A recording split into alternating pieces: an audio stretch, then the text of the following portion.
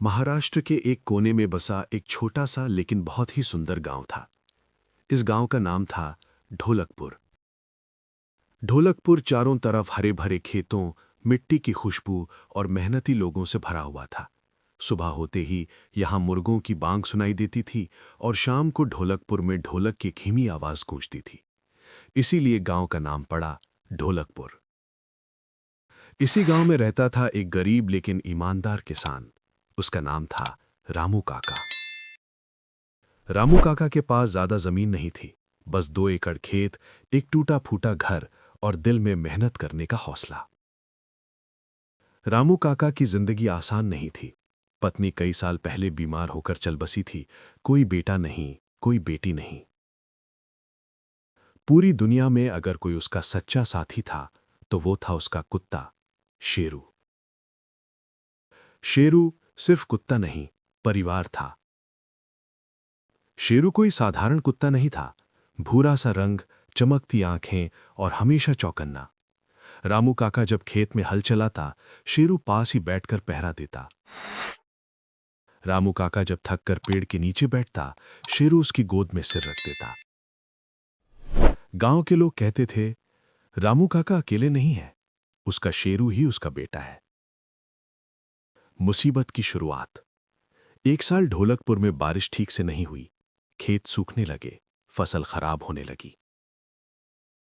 रामू काका रोज भगवान से प्रार्थना करता, हे भगवान, बस इस बार फसल बचा लेना।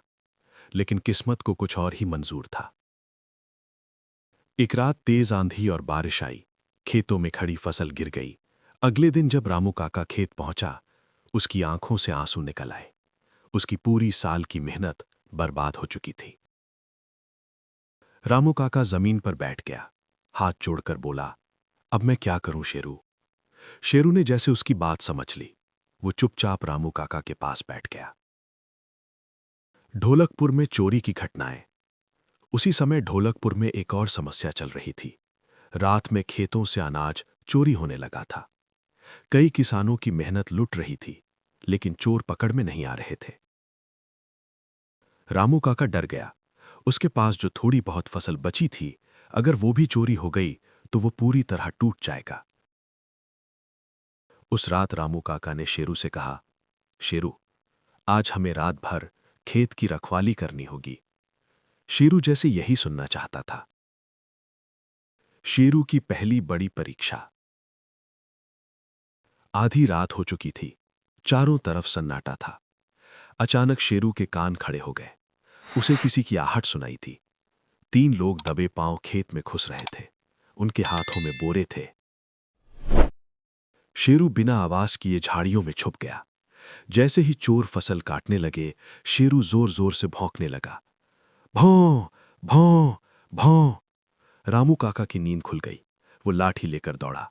शोर सुनकर पास के किसान भी आ गए। चोर डरकर भागने लगे, लेकिन एक चोर गिर पड़ा। गांव वालों ने उसे पकड़ लिया। उस दिन पहली बार ढोलकपुर ने शेरू की बहादुरी देखी। शेरू बना ढोलकपुर का रक्षक।